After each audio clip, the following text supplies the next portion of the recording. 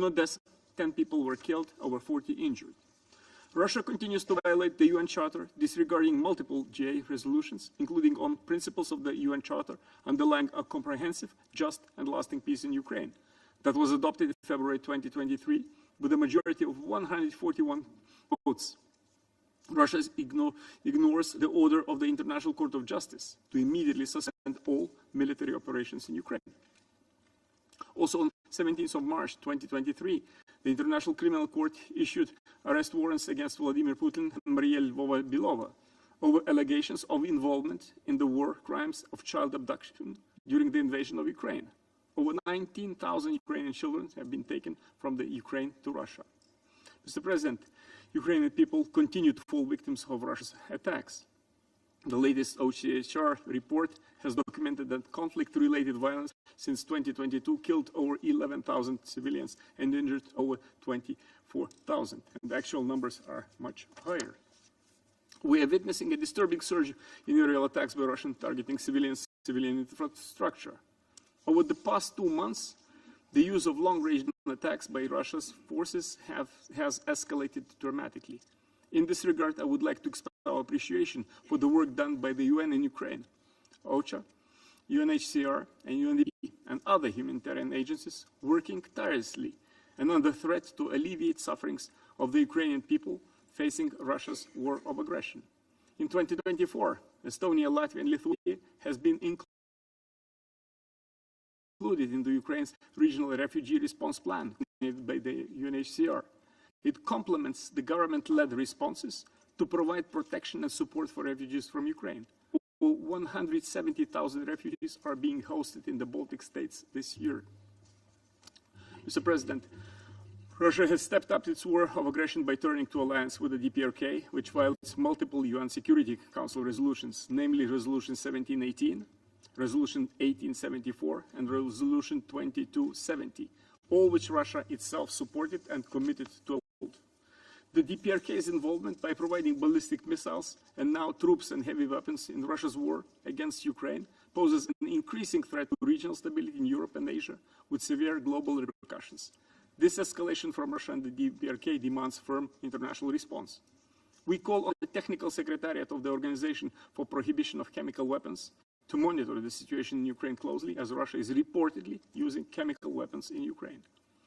Mr. President, we fully support Ukraine's victory plan. First and foremost, this includes Ukraine's joining NATO. Ukraine's membership in NATO is the key for long-term security and stability in Europe, and our own security is incomplete without it. We strongly reject attempts to pressure Ukraine to negotiate on unfavorable terms at the expense of its sovereignty and territorial integrity, as this approach has nothing to do with just and sustainable peace.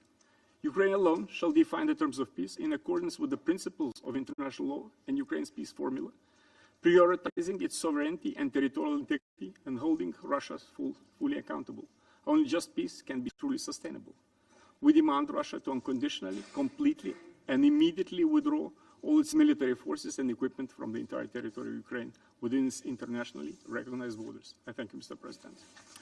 I thank the representative of Lithuania for their statement, and I give the floor to the representative of Romania. Thank you, Mr. President. I would like to thank USG Di Carlo for the briefing, and also to express my delegation's appreciation to the United Kingdom for allowing us to convey to the members of the Security Council our deepest and legitimate concerns as a neighboring country and the Russian aggression against Ukraine that is happening over 1,000 days tomorrow, already today in Europe. And I would say this 1,000 is too many. This war of aggression unequivocally violates the principle of sovereignty and territorial integrity and the UN Charter. It constitutes an intentional breach of international law and an attempt to change peace and security architecture. Ukraine's response to this war of aggression is the legitimate mode of action of self-defense in line with the UN Charter, and Romania has been supporting Ukraine all throughout.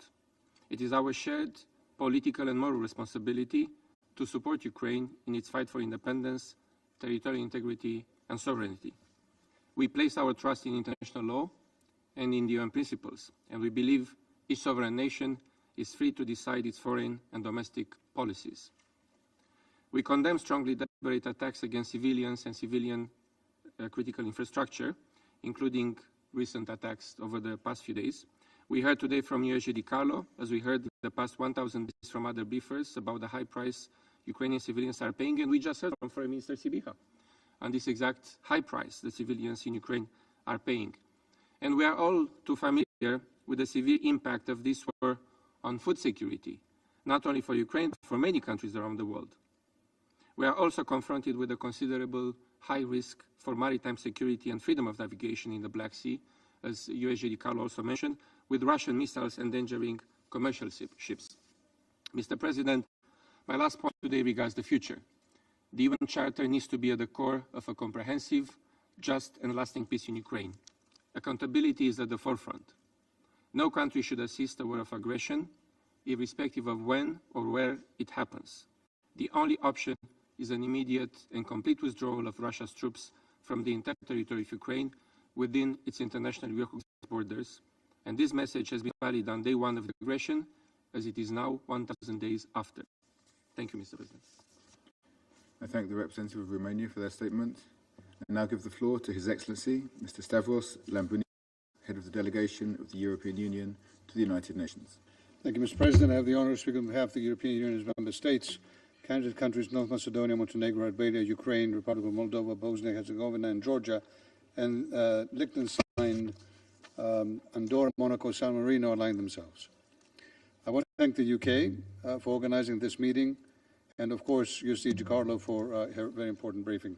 Colleagues, tomorrow marks a somber milestone, 1,000 days since Russia has provoked an unjustified full-scale invasion of Ukraine, a war of aggression that continues to shake the world, 1,000 days of senseless human suffering, 1,000 days of an unprecedented violation of the UN Charter, 1,000 days of inspiring courage and resilience by the Ukrainian people. In light of these grim circumstances, I would like to emphasize three key points. First, Russia's violation of Ukraine's sovereignty and territorial integrity and its attempts to acquire territory by force concern every single EU member state. We must, all of us, condemn such actions today, because otherwise we will end up condoning similar blatant attacks on any and all of us tomorrow. Protecting the sovereignty and territorial integrity of all UN member states, regardless of their size and power, is a collective duty. Second, Russia must abide by the will of the global community, as expressed in several resolutions of the UN General Assembly, and immediately and unconditionally cease its war of aggression, including its deliberate attack against Ukraine's civilian infrastructure and energy sector. Attacks on civilian infrastructure have surged, leading to the highest civilian casualty rates since the start of the war. Yesterday morning, we witnessed yet another such massive Russian attack. Russia has a plan to weaponize energy and to pressure the Ukrainian people ahead of a freezing winter to submission, they hope. Shame on them. And Russia disregards the civilian lives in the territories it currently occupies. Extrajudicial killings, arbitrary detentions, enforced disappearances, systematic use of torture, sexual violence, crimes against humanity. Russia and its leadership must be held fully accountable. And beyond Ukraine, Russia, of course, continues to weaponize food. It has continued to intensify its efforts to disrupt the Black Sea corridor with attacks on civilian port infrastructure in and around Odessa. Here again, we have to condemn them, all of us. Third, we urgently need comprehensive, just and lasting peace anchored in the UN Charter. To this end, Russia, the aggressor, must withdraw all its troops from the entire territory of Ukraine within its internationally recognized borders. No initiative about Ukraine can be taken without Ukraine. And any serious proposal for peace must be based on the UN Charter and international law. We urge third countries to cease all assistance to Russia's war of aggressions, not just direct military support, but also acquisition of dual-use goods and other sensitive items. And we condemn the deepening military cooperation and arms transfers between the DPRK and Russia. They also flagrantly violate multiple United Nations Security Council resolutions. Friends, participation of DPRK troops in Russia's illegal war of aggression against Ukraine would represent a unilateral hostile act by the DPRK at the reckless invitation of Russia, with grave consequences for European and global peace and security. And in closing, Mr. President, for the past 1,000 days, a brave Ukraine has been exercising its inherent right to self-defense in response to Russia's illegal, unprovoked, brutal aggression. We must continue to defend Ukraine's right to protect its territory and its people in line with the UN Charter. We must continue to protect the integrity of the UN Charter itself. And we must keep doing so for as long as it takes. Thank you, Mr. President. I thank His Excellency Mr. Lambrinidis for his statement, and I give the floor to the representative of Iceland. Thank you, Mr. President. I have the honor of delivering this statement on behalf of the Nordic countries, Denmark, Finland, Norway, Sweden, and my own country, Iceland. I extend my appreciation to Under-Secretary General De Carlo for her briefing on behalf of the Secretary General. Let me also welcome the participation of Foreign Minister Andriy Sybiha of Ukraine in today's meeting. Today's Council agenda covers two extremely serious situations. Following this morning's briefing on the devastation in Gaza and Lebanon, particularly for civilians, we have now turned to the devastating consequences of Russia's war. This week marks a grim milestone, 1,000 days of Russia's harrowing war of aggression against Ukraine, 1,000 days of devastation and suffering for Ukraine's people, 1,000 days of Russia's massive attacks on civilian infrastructure in clear violation of UN's Charter. Russia bears some responsibility for this humanitarian crisis, depriving millions of civilians of access to housing, water, heating, and electricity. Russia's attacks have severely damaged or destroyed more than half of Ukraine's energy production capacity. Russia's full-scale war of aggression has had devastating consequences, not only in Ukraine, but across the globe. In recent weeks, Russia has intensified its attacks against civilians, critical infrastructure, grain storage facilities, ports, and civilian vessels in the Black Sea. These attacks have serious repercussions for the world's most vulnerable populations, those who rely on grain from Ukraine. We cannot stand idly by in the face of such actions. We will not accept a world where states can invade and subjugate their neighbors with impunity. Let us not forget that in the Ukrainian occupied territories, Russia is conducting a brutal campaign of cultural indoctrination and assimilation of Ukrainian children. The United Nations was created precisely to prevent such acts of aggression, to protect the principles of peace, sovereignty, and the right of all nations, large or small, to exist in security and dignity. Mr. President, while Russia continues its onslaught, others are working doggedly to find a way out of this nightmare. The Ukrainian 10-point peace formula, the joint communique on a peace framework, and the recent ministerial conference on the human dimension of the peace formula, hosted by Canada with Norway and Ukraine, make vital contributions to finding a way to peace. Any peace initiatives must be in line with the rules and principles of the UN Charter, including respect for Ukraine's territorial integrity and internationally recognized borders. Any peace plan must also be crafted in collaboration with Ukraine. Russia continues to reject peace and presses forward with its brutal assault on Ukraine. Russia has engaged the largest ground forces to be seen in Europe since World War II. In addition to the massive Ukrainian civilian and military casualties, Russia's aggression over the last 1,000 days has resulted in hundreds of thousands of Russian soldiers killed or wounded, another testament to the depravity of this war. These massive losses, mainly of young men in their prime, have driven Russia to seek external support to sustain this illegal war. The DPRK and Russia have engaged in illegal weapons transfers, ammunition, artillery, and ballistic missiles, fueling and prolonging Russia's aggression and violating numerous Security Council resolutions. All states have an obligation not to aid or assist in an aggression. Russia's decision to train and deploy troops from the DPRK on the battlefield marks a dangerous escalation that further threatens regional and international security. This Council has a duty to condemn this escalation unequivocally. The Russian Federation is in continuous violation of international law, as well as undermining the status and authority of the Security Council itself. Russia's desperation will not deter our resolve. We will continue to stand up for the UN Charter and for Ukraine's right to defend its people and sovereignty in line with international law. Mr. President, we demand that Russia immediately withdraw its troops from Ukraine, reverse its illegal and dangerous course, and end this destructive war. Mr. President, while 1,000 days is a long time, there is one thing that has not changed. The Nordics will continue to stand with Ukraine, as we have done for 1,000 days, and we will remain by your side in your struggle. Thank you. I thank the representative of Iceland for their statement, and I give the floor to the representative of Poland.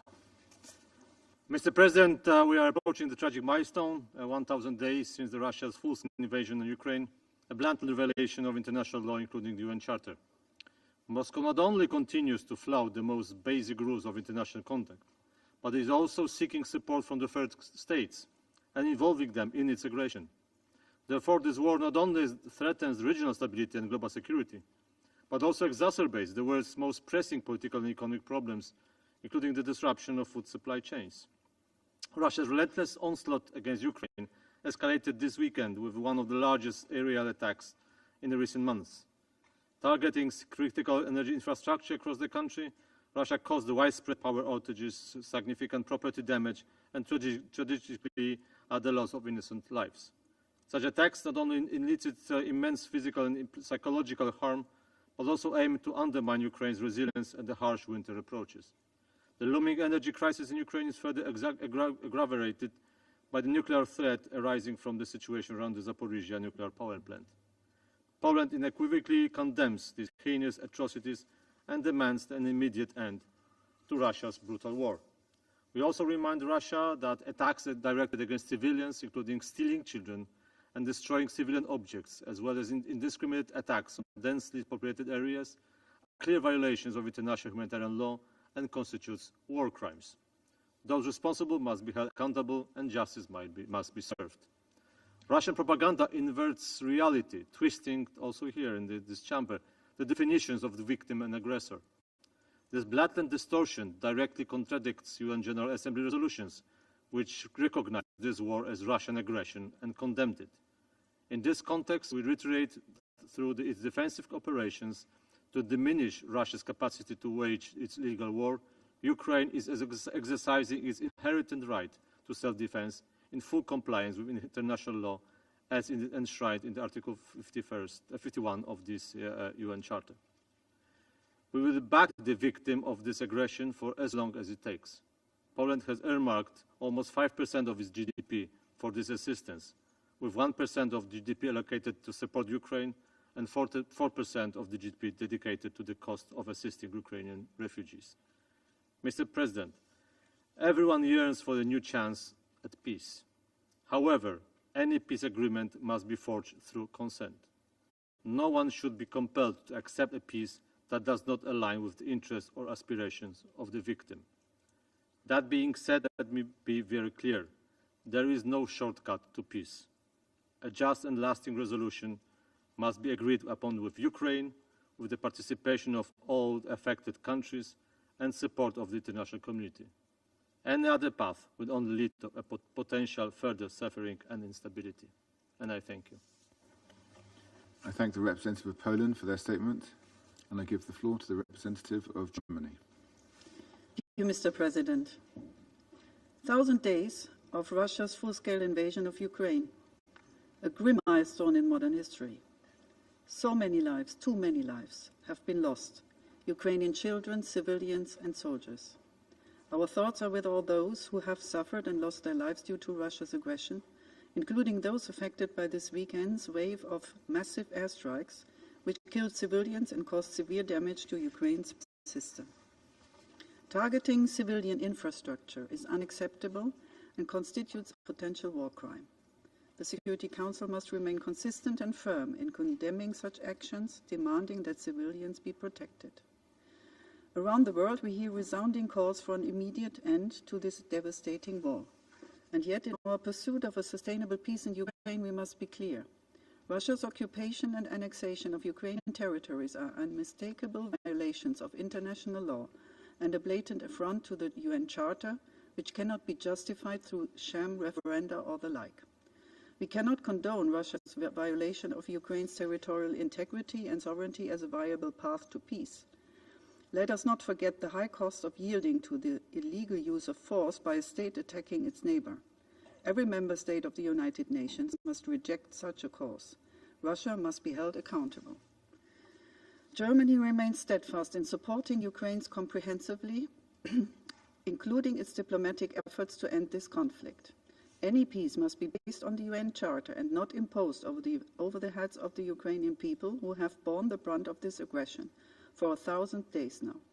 We stand unwaveringly by Ukraine and call on Russia once again to end this war immediately and fully withdraw its troops. Only then we can build a just and lasting peace. I thank you. I thank the representative of Germany for their statement, and I give the floor to the representative of Italy. Thank you, Mr. Chair. Italy fully aligns itself with the statement by the European Union and would like to add some considerations in its national capacity. I want to thank the United Kingdom for organizing this meeting at the grim milestone of 1,000 days since Russia's unprovoked and unjustified full-scale invasion of Ukraine. 1,000 days of war is a tragic reminder of the need to remain resolute in ensuring that international law prevails, not just in Ukraine, but wherever it is challenged. Italy remains committed to a comprehensive, just, and lasting peace in line with the UN Charter, based on the principles of sovereignty, independence, unity, and territorial integrity. We firmly believe that full implementation of these principles is a matter not in the exclusive interest of Ukraine and Europe, but of the entire UN membership, since they are the foundations that hold the international community together. These principles have been strongly evoked and reaffirmed by the G7 of Foreign Ministers meeting chaired by Italy in September on the side of the high-level week of the UN General Assembly. A clear message of support for Ukraine's independence and sovereignty has been reiterated by the G7 leaders' statement issued to mark the 1,000th day of Russia's war of aggression against Ukraine. In this regard, the G7 and partners foreign ministers expressed grave concern regarding the deployment of DPRK troops to Russia, as well as Russia's unlawful procurement of DPRK ballistic missiles in breach of multiple UN Security Council resolutions. We condemn Russia's increased attacks on civilian critical infrastructures and reaffirm our support for Ukraine's energy sector. Italy, in particular, is contributing to ensure Ukraine's resilience, providing, in addition to our bilateral aid, targeted financial support to EBRD projects for the country's hydroelectric output. In 2025, we will host the Ukraine Recovery Conference. Together, we will lay the foundations for a prosperous, independent Ukraine within our common European family. We must now call for an even greater involvement of all UN member states to contribute to the solution of this devastating, senseless war. We need diplomacy also to sustain the legitimate concerns and expectations of developing countries, which are impacted by the broader repercussion of this conflict in terms of disruptions to global supply chains and food security. We remain committed to collaborating with all partners ready to support peace efforts. Now it is time to intensify our collective efforts to achieve this goal. I thank you. I thank the representative of Italy for their statement. There are no more names inscribed on the list of speakers. The meeting is adjourned.